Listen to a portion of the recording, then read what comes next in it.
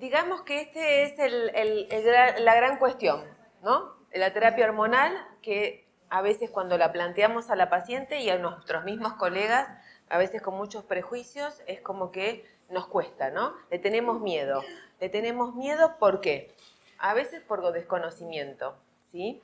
Entonces, para entender un poco de terapia hormonal y cuando uno hace la indicación, uno tiene que tener los conceptos previos muy seguros. Porque si uno está inseguro, esa inseguridad se la vamos a pasar a la paciente. O nosotros inconscientemente vamos a obviar hablar de este tema. Entonces, para comprender un poco, y sobre todo los que son más jóvenes, y lo voy a hacer muy reducido para ir a lo que realmente les interesa, pero me parece que darles una indicación, esto es así, sin conocer la historia, si uno no conoce la historia no puede comprender el presente. Desde el año 30 hay preparados estrogénicos. En el año 88 la FDA aprueba el primer preparado estrogénico, que fue el Premarin, que hoy ya lo nombraron, que son los estrógenos equinoconjugados para el tratamiento de la osteoporosis. A partir de ahí se incluyó no solamente a las mujeres que tenían osteoporosis, sino también estrógenos para todos, porque surge el concepto de femenina por siempre. Entonces le damos a todos. Los estudios epidemiológicos mostraban que aparentemente observacionales, como que el estrógeno era muy bueno, y entonces cometimos un error. Digo cometimos porque hay que hacer un mea culpa.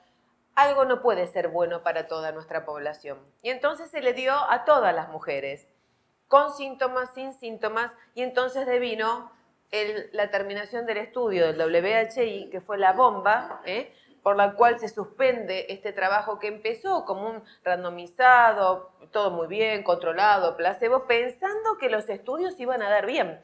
Pero resulta que hubo que suspenderlo por el aumento de los efectos adversos. Y el aumento de los efectos adversos fundamentalmente tuvieron que ver con un exceso en la incidencia de cáncer de mama. Muy brevemente, si yo veo este panorama, veo, no hay que ser muy erudito, que los riesgos superan a los beneficios. Sin embargo, fíjense, para la fractura de cadera y para la disminución de la incidencia de cáncer de colon fue positivo. Lo que pasa es que este estudio constó de dos ramas, una rama estrógeno progestacional y una rama con estrógenos solos. Y si ustedes miran en el global, porque la edad promedio de las mujeres era de 63 años, fíjense que en la rama estrógeno progestacional hubo un aumento del cáncer de mama y de la incidencia de enfermedad cardiovascular, pero la rama que hizo estrógenos solos, por el contrario, hubo disminución de la cantidad de eventos de cáncer de mama y cardiovasculares. Aún más, si uno ve a simple vista qué pasó cuando se analizó y se estratificó por los años de cada paciente, en este grupo, que es el grupo de las mujeres que nosotros le indicamos o le sugerimos la terapia hormonal, fíjense que ya acá el exceso de cáncer de mama y de enfermedad cardiovascular no es tan importante y que aún más se incrementa la disminución de la incidencia de cáncer de mama y de enfermedad cardiovascular en ese grupo de mujeres. Entonces, primera conclusión, cuando escuchemos este estudio WHI, no pongamos todo dentro de la misma bolsa. Sepamos que hubo dos ramas y cuyos resultados fueron diferentes. De todas maneras, esta rama se suspendió casi un año después por aumento de eventos cardiovasculares, porque si yo les cuento, si ustedes, pero ¿cómo me estás diciendo que había menos? Pero yo les estoy mostrando en el grupo de menos 60 años. Si yo considero que hubo mujeres incluidas a los 79 años, les estoy hablando que hay mujeres que tenían 85 años y estaban recibiendo terapia con hormonas. Entonces esto es muy así global, pero esto es un poco la bomba, como yo les puse así, de lo que pasó después. Que las mujeres dejaron de tomar hormonas porque se enteraron por el periódico antes que por nosotros. Nosotros nos enteramos por los medios antes que por las publicaciones científicas. ¿Qué pasó? Aquellas que estaban tomando hormonas llamaron a sus médicos y sus médicos ¿qué le dijeron? Déjala ya mismo. Y otras directamente ni llamaron, vieron eso en el diario y las dejaron de un día para el otro. Eso hace que en el año 2010 solamente un 4% de las mujeres americanas estuvieran tomando hormonas. La cuestión fue que el WHI igual se siguió a esas pacientes a ver qué es lo que pasaba. Yo les traje simplemente lo que se publicó en el 2017, que es con un seguimiento de 18 años, donde ahí se observa claramente qué es lo que más nos preocupa, la mortalidad. si las mujeres que estuvieron tomando esta medicación combinada o con estrógenos solos tuvieron más o menos mortalidad. Y la realidad, esto es a favor del placebo, esto es a favor de la terapia hormonal, que hubo una pequeña diferencia nuevamente de las mujeres que hicieron combinados versus placebo versus estrógenos versus placebo. Es decir, que las que usaron estrógenos aparentemente, esto no es estadísticamente significativo, pero que la curva favorece más a las que tomaron, o sea, se murieron menos las mujeres que habían tomado estrógenos versus las mujeres que habían tomado estrógenos y progesterona. Y cuando nosotros analizamos los que nos interesa, ¿no? El cáncer de mama específicamente, si bien estos resultados no son estadísticamente significativos, fíjense lo que pasó con las mujeres que tomaron estrógenos solos, a favor de la terapia hormonal los resultados, y las mujeres que usaron estrógenos progesterona. A partir de estos análisis y de muchos análisis más, surgió esto de que la progesterona sería la mala de la película. Esto hay que tomarlo un poco, siempre que las cosas hay que tomarlas con pinzas. ¿Yo puedo decir que los gestágenos son los malos de la película? No. Yo puedo decir que este gestágeno que se utilizó con este estrógeno en forma combinada en este grupo de mujeres mostró un aumento de la incidencia de cáncer de mama. Porque yo les pregunto, ¿son iguales todos los gestágenos? Absolutamente no lo son, ¿sí? Algunos tienen más incidencia de proliferación sobre los tejidos mamarios, otros tienen menos. Y ustedes lo ven, cuando les indican a sus pacientes por alteraciones del ciclo o en el caso de las terapias hormonales, cuando utilizan uno u otro gestágeno, no les dicen a las pacientes, esto me produce más edema, me hincha más, me da mucho dolor de mamas. ¿Quién ha utilizado un ciclocur, por decirlo de alguna manera, en una alteración del ciclo y las mujeres se quejan de dolor mamario? Bueno, ahí tienen justamente un esquema combinado continuo y tienen levonorgestrel, por decirlo de alguna manera. Nosotros, cuando hablamos de terapia hormonal, tratamos de utilizar gestágenos más naturales. Entonces, ¿puedo traspolar estos resultados a lo que yo hago en el consultorio todos los días? No, la realidad es que no. ¿Me sirve como base? Sí, la realidad es que sí, porque es el único trabajo que usó terapia hormonal en forma randomizada versus placebo por mucho tiempo. Entonces, la primera conclusión que sale de esto, y tratando de ser lo más resumida posible, es que el uso de la terapia hormonal de la menopausia, que es la nueva sigla, no presentó asociación con aumento de mortalidad. Y esto es lo más importante. Mostramos que las mujeres que estuvieron bajo terapia hormonal, ya sea estrogénica o estrógeno gestacional, no se murieron más. Y por el contrario, las que usaron estrógeno solo se murieron menos. Esto hace que este trabajo que me pareció muy bueno traerlo a colación, que es del año 2013, calcularon la mortalidad de cuántas mujeres a partir del WHI no les dieron estrógenos y que hubieran necesitado la indicación del estrógeno solo en pacientes histerectomizadas. Y lo que ellos observan, por un tema estadístico que me excede absolutamente, ellos lo que llegaron a ver es que un mínimo de 18.000 mujeres y un máximo de 91.000 muertes se atribuyeron a la disminución de los tratamientos hormonales. Esto resulta de todo un análisis matemático que obviamente yo no tengo ni idea, pero leí el artículo. Este es el editorial en realidad, además del artículo, donde dicen, bueno, nuestros miedos se hicieron realidad. Nosotros le quitamos protección a un montón de mujeres que se hubieran visto beneficiadas y aparentemente sí. O sea que cuando nosotros nos planteamos o pensamos en indicar una terapia hormonal, tenemos que tener en cuenta esto, que muchas veces podemos beneficiarla, pero muchas veces, no ofreciéndoselo, podemos hacer un daño futuro sin saberlo, con nuestra mejor buena intención.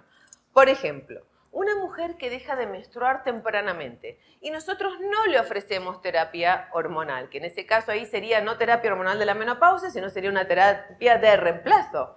Justamente, ya la sigla nos está hablando de que hay una diferencia. ¿Es lo mismo una mujer que deja de menstruar a los 55 que una que deja de menstruar a los 40?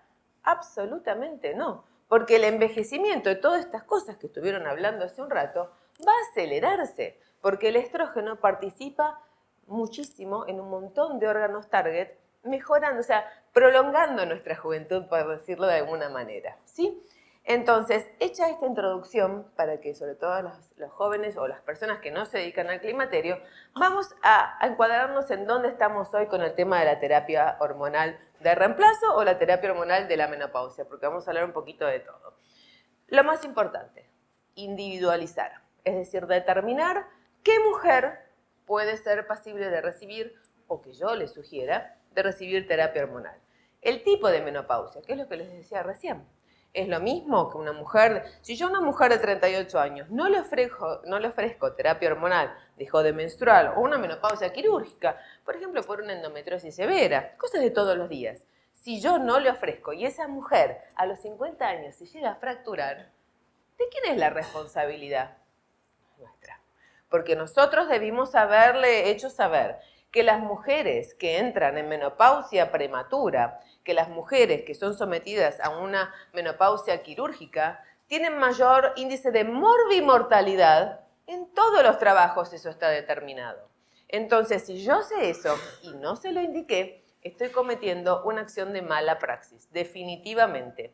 Y la paciente puede demandarlo. Se los digo esto hoy porque esto es algo que puede empezar a pasar. Si la paciente no desea hacerlo, ya es otro tema. Entonces ustedes lo dejan registrado en la historia clínica, pero deben hacerlo. Diferente, si una paciente tiene síntomas, ustedes le quieren indicar y la paciente no quiere. O sea, o lo obviaron o le dieron un tratamiento no hormonal, eso es diferente. Pero sepan esto, porque en este caso estamos hablando no de una cosa fisiológica, estamos hablando de algo antifisiológico. Yo dije menopausia prematura, les dije insuficiencia ovárica primaria, pero fundamentalmente me refiero a lo que es alguna menopausia quirúrgica por alguna otra patología que por X motivo, bueno, la mujer, en el caso de una quimioterapia, por ejemplo, en una paciente con una leucemia, con un linfoma, que quedan en menopausia, esas pacientes hay que ofrecerles la terapia, en ese caso sería hormonal de reemplazo, porque estoy reemplazando algo que fisiológicamente ya no lo tiene. Diferente de la terapia que yo hago en la menopausia, donde la posmenopausia, donde hablo de una terapia hormonal de la menopausia. ¿Cuál es el tiempo? Hoy por hoy, y lo voy diciendo así por una cuestión de tiempo, pero si me paso, hoy por hoy no hay límite en la indicación. De todas maneras, en algún momento se decía 5 años como la fecha límite. ¿Por qué? Porque se veía que este aumento de la incidencia de cáncer de mama recién aparecía pasados los 5 años. Eso hoy por hoy ninguna sociedad lo avala porque no está demostrado, pero si ustedes quieren y se lo ponen como una cosa, bueno, tener en cuenta cuando la paciente pregunta, mire señora, ¿cuándo voy a dejar este tratamiento?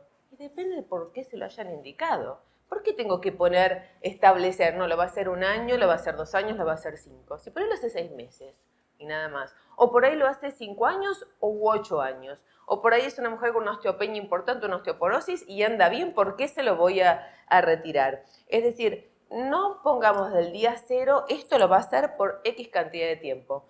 Lo vemos el próximo año, lo vemos la próxima consulta. Y todo va a depender del por qué se lo indicaron. No es lo mismo si la indicación viene por sofocos, no es lo mismo si la indicación fue porque tuvo una menopausia quirúrgica, que en ese caso va a tener que equiparar a los años de su menopausia, de la menopausia habitual. Es decir, que si tengo 35, ahí sí yo les digo, mirá, hacete la idea que este tratamiento lo vamos a hacer hasta los 50 años aproximadamente. Y una vez que cumplimos la meta del tratamiento, les digo, bueno, ahora ya podemos empezar a retirar la terapia hormonal y van a ver que mucha gente no la quiere retirar porque se sienten bien. Bueno, entonces ahí decimos, bueno, mira, a partir de acá sí estamos hablando de una terapia de la menopausia, ya no estamos hablando de una terapia de reemplazo hormonal. Es decir, que duración hoy por hoy no hay.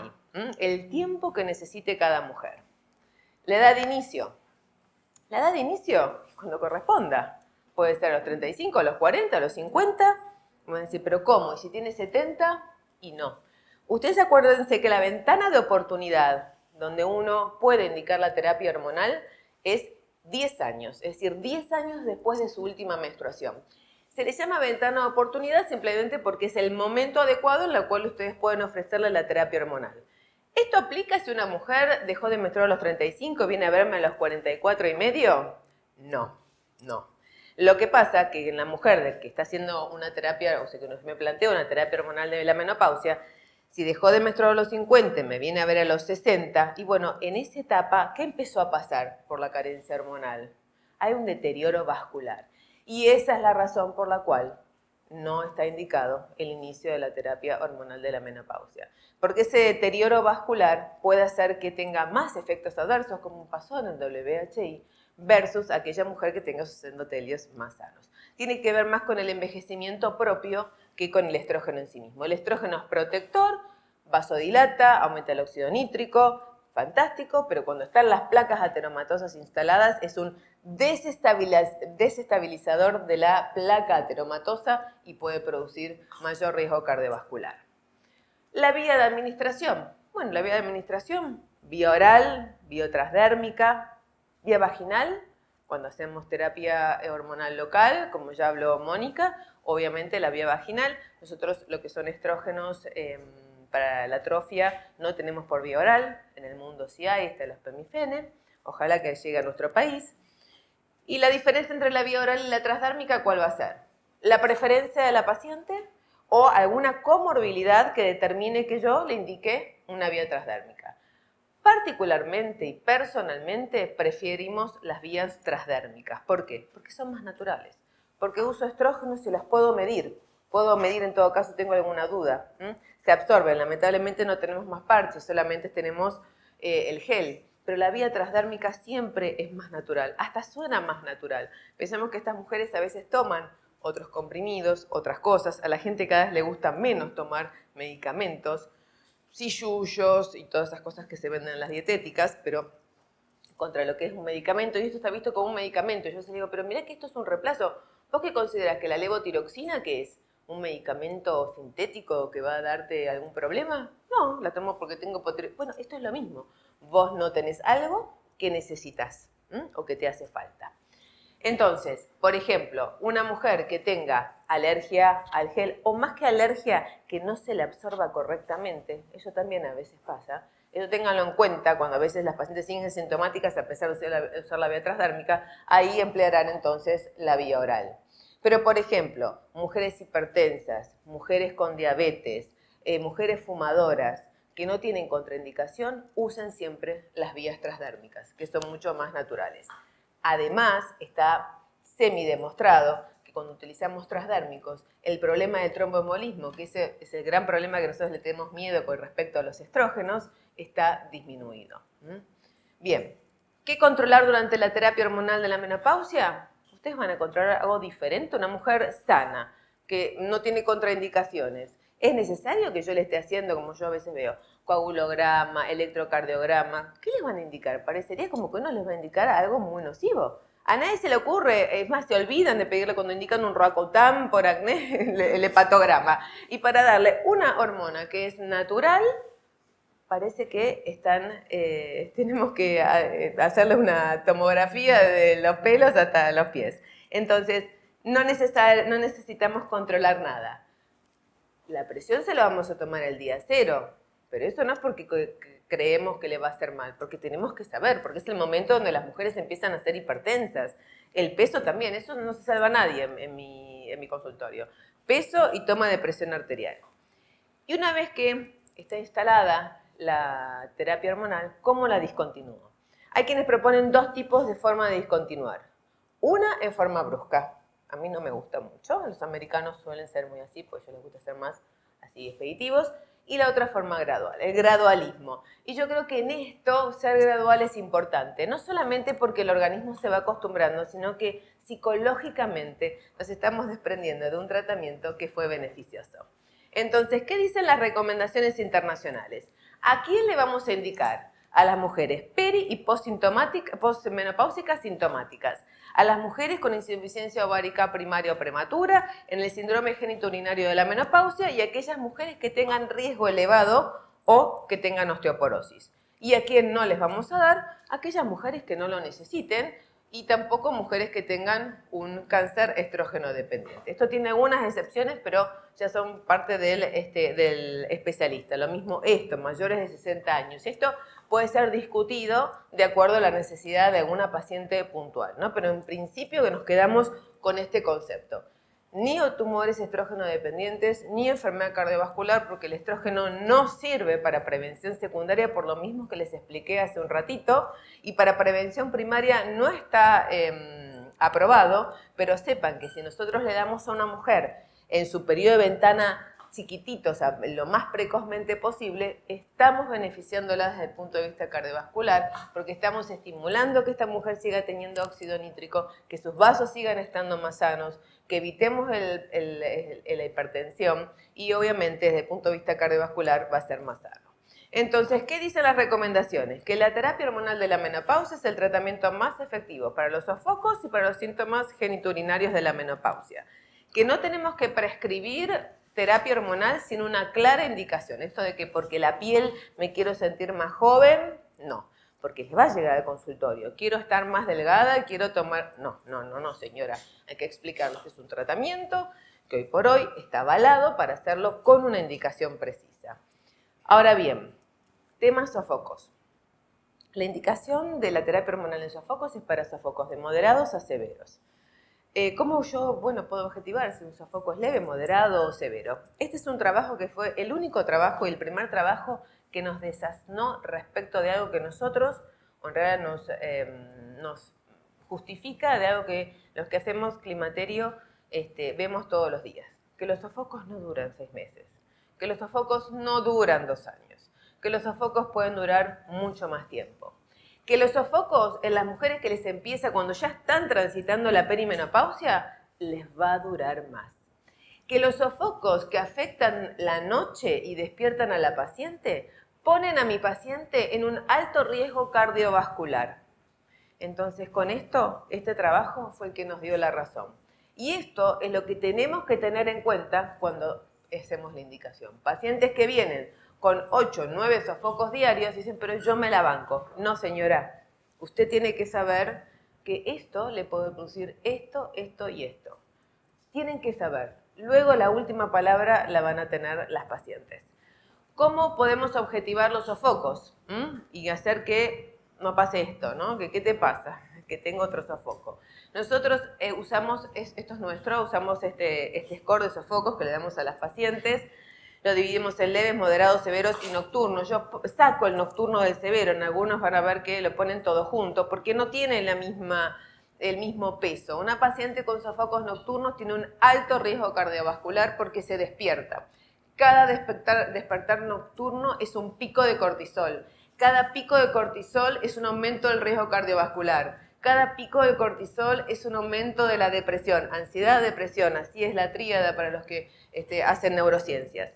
Entonces, yo tengo que objetivar que mi paciente que se queja de sofocos no tenga 2 sofocos por día y diga que se muere de los calores, porque eso pasa también. Pero cuando yo evidencio que tienen 8 o 9 sofocos, o bien son leves, es diferente a si yo tengo pacientes que me marcan 2 o 3 veces por noche. Esto ya hablamos un poco entonces respecto de las consideraciones de la paciente de la insuficiencia ovárica primaria. Creo que de síndrome genitourinario ya no les quedan dudas con todo lo que habló la doctora Ñáñez. De función sexual, simplemente que las hormonas no pueden ser indicación para mejorar la función sexual. Sí, el trastorno sexual deriva de una sequedad vaginal. De hecho, el 50% de los problemas sexuales de las mujeres es por sequedad vaginal en esta etapa de la vida. O sea que ustedes, como ginecólogos, pueden resolver casi el 50% de los problemas sexuales que tienen las mujeres simplemente resolviendo el tema de la dispareunia. Respecto a la osteoporosis, obviamente sabemos que cualquier dosis que usemos va a servir para los huesos. Entonces, mujer con alto riesgo de factores de riesgo o con ya una osteopenia instalada o una osteoporosis, debe recibir en su posmenopausia temprana estrógeno como primera línea de indicación de tratamiento. Por favor, se acabó eso de los antirresortivos en mujeres de 50 años. Eso me lo dejo para las mujeres más grandes. Ya los endocrinólogos están indicando de esta manera. Y es lo lógico. Primero le sacamos el jugo a lo fisiológico y después nos ocupamos de los antirresortivos que tienen sus trastornos también y que no se pueden utilizar por largos periodos de tiempo, excepto obviamente que la mujer tenga una contraindicación a los mismos. Esto no importa, era para un editorial de la IMSS, porque en algún momento salió un trabajo finlandés que decía que los estrógenos aumentaban la enfermedad de Alzheimer y la IMSS se lo rebatió totalmente.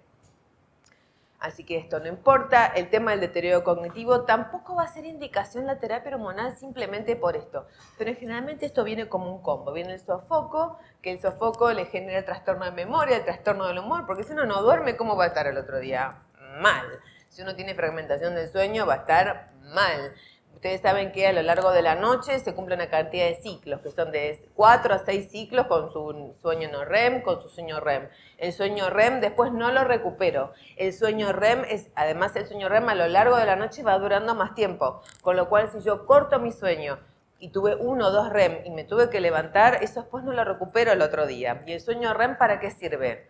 Para justamente como antioxidante, porque durante el sueño REM es donde nosotros vamos mejorando todos los tóxicos que se van generando en nuestro organismo durante el día. El sueño REM es aquel que me permite fijar la memoria. Por eso las personas que han sufrido injurias agudas, violación, algún estrés traumático de lo que sea, ¿qué se les hace? No se las deja dormir para que no fijen el trauma, ¿sí? Entonces, generalmente esto viene como un combo, pero no podemos indicarle hormonas para decir, bueno, vas a tener menos incidencia de Alzheimer. Esto ya lo vimos, lo del sueño también, la vuelta a la oportunidad. Vamos a cómo lo aplicamos. ¿Qué estrógenos contamos? Con estrógenos equinos conjugados, valeriato de estradiol y estradiol micronizado. Ahora actualmente en nuestro país el Premarin parece que está en falta, hay gente que dice que lo consigue, gente que no. Nosotros, la verdad, que estrógenos equinos no utilizamos ni siquiera para pacientes con síndrome de Turner, que antes usaba estrógenos equinos. Hoy por hoy la indicación todos con estrógenos naturales. El valerato de estradiol, el micronizado por vía no oral, el transdérmico, bueno, el percutáneo no lo tenemos. Entonces tenemos el gel que con la jeringuita aspiramos, o está el otro que viene con la válvula, que cada push va a ser un push o 2 push. Esto ya lo vimos. Los gestágenos, podemos utilizar cualquier gestágeno. Inclusive las mujeres que tienen el SIU puesto, no se lo sacan. Sepan que hasta 8 años, pero tiene cierta liberación de progesterona, entonces lo podemos utilizar para la progesterona para la protección del endometrio, las pacientes que van a hacer terapia hormonal. Y puedo utilizar cualquier gestágeno. Recuerden que a uno el que más a nosotros lo que más nos gusta es la micronizada, porque además está comprobado que en líneas celulares de cáncer de mama, la progesterona micronizada, como el NOMAC también, no tienen mayor acción proliferativa. Entonces, digamos que sería como una cierta seguridad. Eso no quiere decir que no puedan utilizar otros gestágenos por algún otro motivo en cada paciente en particular. Esto un poco era para contarles los diferentes gestágenos en la mama que hacían y cómo lo hago. Y bueno, en forma de esquemas. Puedo hacer esquemas combinados cíclicos fundamentalmente para ¿qué pacientes? Perimenopáusicas. Cuando yo utilizo menos días los estrógenos es justamente para estas mujeres perimenopáusicas. ¿Por qué? Porque muchas veces cuando yo les doy un poco de estrógenos sensibilizo el eje y entonces estas mujeres vuelven a menstruar. Una buena manera de ver qué es lo que pasa es, bueno, darle en esta forma y en la semana de descanso ver qué sucede. Si menstrua mucho, si no menstrua, etcétera, etcétera. Después tenemos los esquemas combinados secuenciales. Le doy estrógeno todos los días y el gestágeno lo pongo de 10 a 14 días de acuerdo a la dosis que use del gestágeno, que igual lo tenía en el otro cuadrito, y los días que lo utilice. Después el esquema combinado estacional. Este es un muy buen esquema, sobre todo cuando utilizamos ultra baja dosis, que en realidad la ultra baja dosis no necesitaría de hacer el equilibrio con el estrógeno, porque nosotros hemos hecho trabajos, por tema de tiempo no nos voy a contar, donde hemos medido los estrógenos siguen estando bajos, no se produce proliferación del endometrio, pero por casualidad pueden utilizar un poco de progesterona trimestralmente. Para una dosis baja, también pueden utilizarlo, también. Todo va a depender cómo responda cada paciente. Pacientes que con dosis bajas, la verdad que el endometrio tampoco prolifera mucho y aparte lo vemos en aquellas mujeres que vienen y dicen, ¿cuánto se está tomando la progesterona? Hace 3 o 4 meses que ni se la están tomando. Vamos a pedirle una ecografía transvaginal antes de indicarla de nuevo y vemos que el endometrio no proliferó demasiado. Por supuesto, los esquemas continuos, combinados continuos, estos son como el que se usó en el WHI con estrógenos equino y medroxiprogesterona, personalmente no me gusta mucho, no se usa mucho. Fueron creados pensando en que las mujeres no menstruaran, porque con estos esquemas no menstruan. Esto de que si la mujer quiere menstruar, no quiere menstruar, con dosis bajas, las mujeres habitualmente no menstruan, y continuo en mujeres que no tienen útero y tienen estrógenos solos. Excepto en 3 situaciones, donde voy a utilizar terapia hormonal combinada. Las pacientes migrañosas, las pacientes con antecedente de endometriosis, vieron que les referí varias veces, porque la verdad es que la endometriosis es una enfermedad bastante prevalente, y en pacientes con algún tipo de epilepsia. No quiero olvidarme de hablarles de la tibolona, porque hasta ahora les hablé de estrógenos y de progesterona. Y la tibolona es un compuesto sintético que tiene una acción estrogénica, progestacional y androgénica. Es un muy buen compuesto, se utiliza para mujeres posmenopáusicas que hayan pasado por lo menos 2 años de su última menstruación. Eso en líneas generales, sino que si nosotros como especialistas a veces no seguimos las reglas estrictamente, pero para ustedes como que lo tengan como concepto, porque si no les puede traer algunos trastornos con el tema de los sangrados, y bueno, por ahí van a terminar sometiendo a la paciente a histeroscopías absolutamente innecesarias. Lo importante de esto es que la tibolona también produce una disminución de la densidad mamaria. De todas maneras, con las dosis bajas y sin usar estrógenos equinos conjugados, que son los que producen mayor densidad mamaria, esto no lo vemos. Pero bueno, para que lo sepan ustedes, es una droga muy noble. La verdad que la tibolona no produce mayor trastorno y se usa más que nada en aquellas pacientes que tienen disminución del deseo sexual. Respecto a la duración, y con esto por ahí terminamos con un tema de tiempo, un concepto apropiado respecto a la menor duración y el menor tiempo posible, como se decía en un momento, sería que la dosis, la duración y la vía de administración sea la necesaria y la adecuada para cada mujer, según NAMS. Esto yo creo que lo podemos dejar porque yo creo que con esto más o menos ya les hice un paneo generalizado. Recordarles que pacientes con insuficiencia ovárica primaria deben indicarle terapia hormonal, que pacientes con antecedentes personal de cáncer de mama no pueden recibir ningún tipo de terapia hormonal, no así los que tienen antecedentes familiares. Por favor, no contraindiquen ni anticonceptivos ni terapia hormonal en antecedentes familiar de cáncer de mama. Y fíjense, pacientes con mutación BRCA positivo, acabo de venir el consenso que hizo el Instituto Nacional del Cáncer de Argentina, donde se elaboró un documento un poco para alinearnos con los consensos que están sacando los otros países.